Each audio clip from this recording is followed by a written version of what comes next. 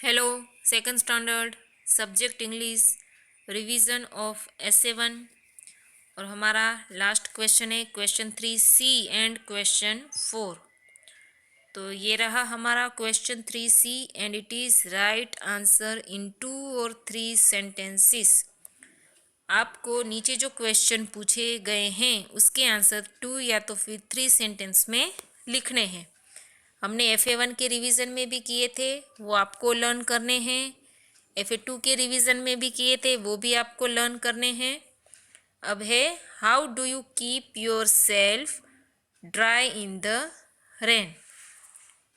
How do you keep your self dry in the rain, यानी कि बारिश में आप अपने आप को कैसे ड्राई रखते हो।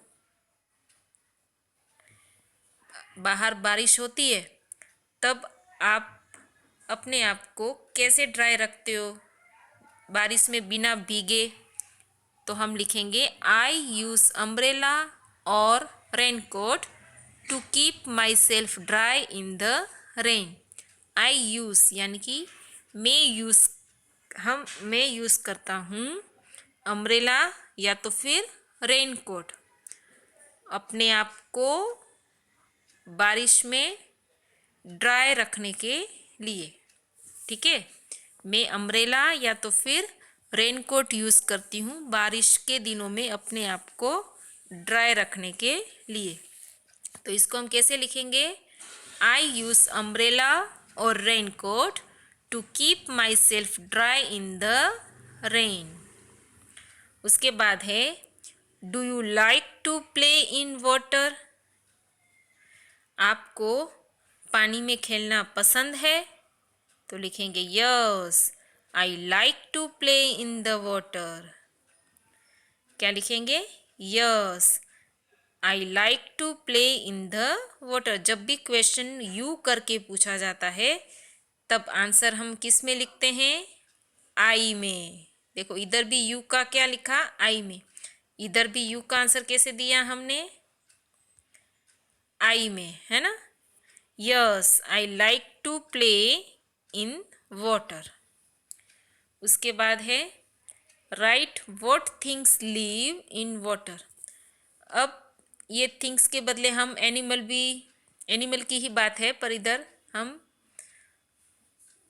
एनिमल्स लिखेंगे। Right what things live in water या तो फिर right what animals live in water. तो लिखेंगे मैनी एनिमल्स या तो फिर many things live in water. पानी में बहुत सारे एनिमल्स रहते हैं, लाइक जैसे कि frogs, fish, well etcetera ETC, यानी कि और भी जिसके नाम हमने नहीं बोले हैं। आप ऐसे ही नाम लिखना जो स्पेलिंग आप लर्न कर सको। अब उसके बाद है 16 where were the ants hiding.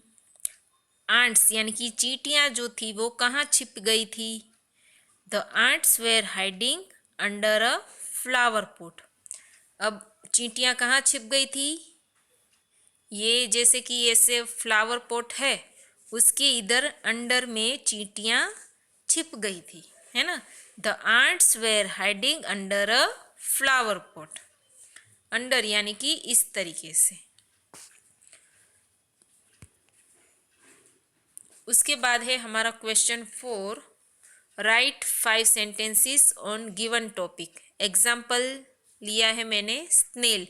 हमने कौन कौन से किए हैं वो आपको लर्न करने हैं। एक एलिफेंट वाला किया है वो भी आपको लर्न करना है, सन वाला किया है वो भी आपको लर्न करना है, और ये है एक स्नेल वाला जिसका रिवीजन हमने नहीं किया है। तो एलिफेंट और सन वाला आप लर्न करेंगे, स्नेल वाला मैं एक बार रिवीजन में ले रही हूँ। Snail can be found in gardens, in ponds and even in the sea. Snails जो होते हैं वो गार्डन में पाए जाते हैं, पॉन्ड्स में पाए जाते हैं और सी यानी कि समुंदर में भी पाए जाते हैं। Snail can live up to snail can live up snail can live up to 5 to 10 years। जो इधर कट गया है तो आप लिखोगे snail can live up to 5 to 10 years। क्या लिखोगे? years, YEARS। PDF में आप देख लेना। इधर नीचे एक लाइन रह गई है जो मैं फिर से रीड कर रही हूँ।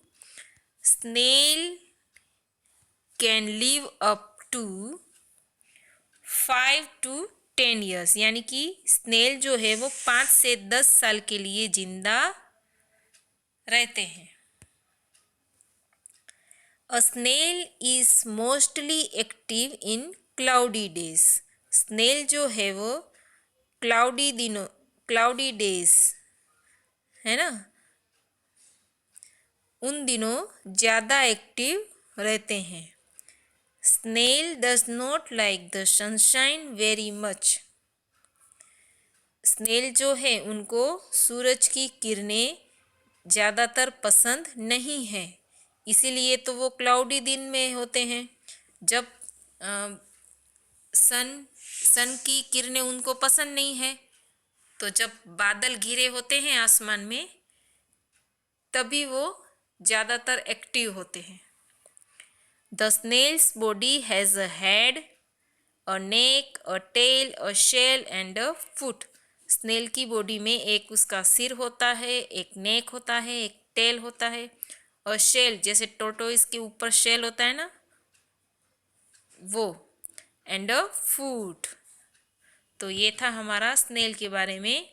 ये हमारे रिवीजन ऑफ essay 1 के सारे वीडियोस इधर कंप्लीट होते हैं, तो आप अच्छे से लर्न कीजिएगा, लिखिएगा।